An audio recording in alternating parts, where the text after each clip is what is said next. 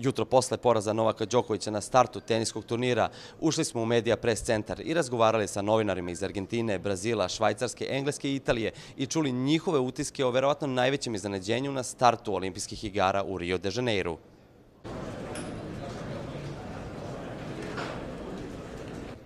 One of the biggest surprises of the history of the Olympics. Novak played very well, and it was amazing. It was an amazing game. One of the games that will make Olympic history, as I said before. Actually, I knew that Del Potro will play good because I was in Wimbledon when he beat Wawrinka in the second round, but then I saw that his backhand was not at his best, so I would think that Djokovic would be able to, to make him pay for that and still win the match.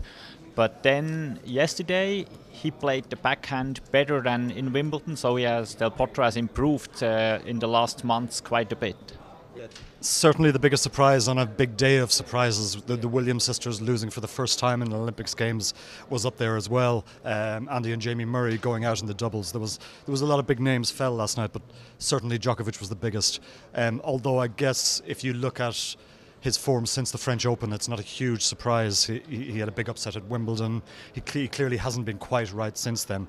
An amazing win for Del Potro, though, on what is as close as he's ever going to get to a home Olympic Games. He's had such horrible trouble with his wrist injury, but now it looks like he's coming back just to that elite end of the game again. Well, I'm shocked. I'm not surprised. I'm more surprised because, first of all, Italians have a kind of affection for Nole because he speaks Italian. Every time he comes to Rome, it's a very entertaining guy. Besides being the best tennis player in the world at this moment, so we were shocked. And I would say that Del Potro was not a good opponent for the first draw because it's coming back from injury, and he played very well in Wimbledon actually. So in a way, surprised, shocked, and it's like the Olympics are missing a very important piece. I mean, it's like now we are still in a phase of after shock you don't realize it's not going to be in the final. No, it's not going to be in the final, unfortunately. I think that Del Potro start to win the match before the match when he said. Anybody want to play the first match with Novak?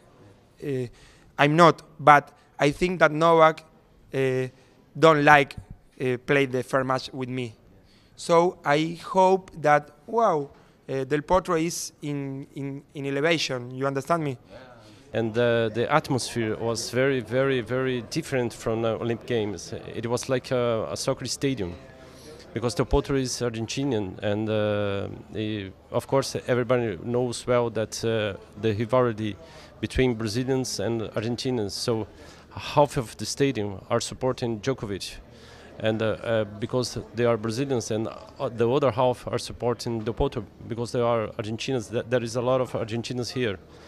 Yeah, it was a soccer-like atmosphere, so the fans here are very enthusiastic, and I think there is a rivalry between Argentina and Brazil in soccer. That's probably why most of the Brazilian people rooted for Novak. I think that the public play other match because there are the Brazilian public all by Novak. And the Argentinos, when I stay with Brazilian fans, we are very fun, very more euphoric. And Del Potro, this public to Juan Martín is like. Djokovic said after the game, he feels like he was Brazilian, and I understand that because I think the same thing when I saw the people shouting Joko, Joko, Joko. It was like football. He was, for our night, he became a Brazilian, and it was very nice. I think it's perhaps not the most surprising or the great moment of the third day of the Olympics, but of the whole Olympics. I believe. To be honest, yesterday, to see him walking out of this pitch in tears was a very touching moment, because you think, these people, they make a fortune, they really are on the top of the world, you think they are like machines, they play every week, and then he proves that he still loves tennis so much, like Federer, like Nadal in this category, but in this so much that this loss, it will haunt him for a long time, because he loves tennis. So it's not just about business, which is something sometimes we forget. I am surprised that for the tears of Novak, but I understand that the Novak is the only title that he don't have. So for this occasion, for this is her tears, but.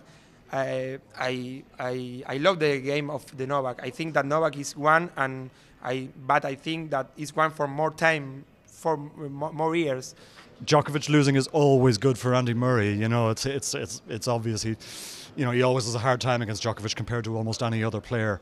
So now Federer is gone, Djokovic is gone, Nadal struggling a little with an injury still and not quite in the form he was even in Paris. So it's really opening up for Andy Murray now, if he's in form. Yes, I'm already just writing an article, is the tennis now not important anymore? There is no Roger Federer, no Wawrinka, and now also Djokovic is out. But these tears of Djokovic and also the tears of Del Potro, they show that the players really care that tennis in the Olympic is important. I would say that this Olympic, talking about tennis, will be remembered for the big first turn loss of Djokovic. So in a way, Brazil tennis tournament in the Olympics will be remembered. Maybe not for the reason you guys from Serbia don't like it, but this is a sport. And in a way, it's good, because, if everything is predictable in sport, then what's the point?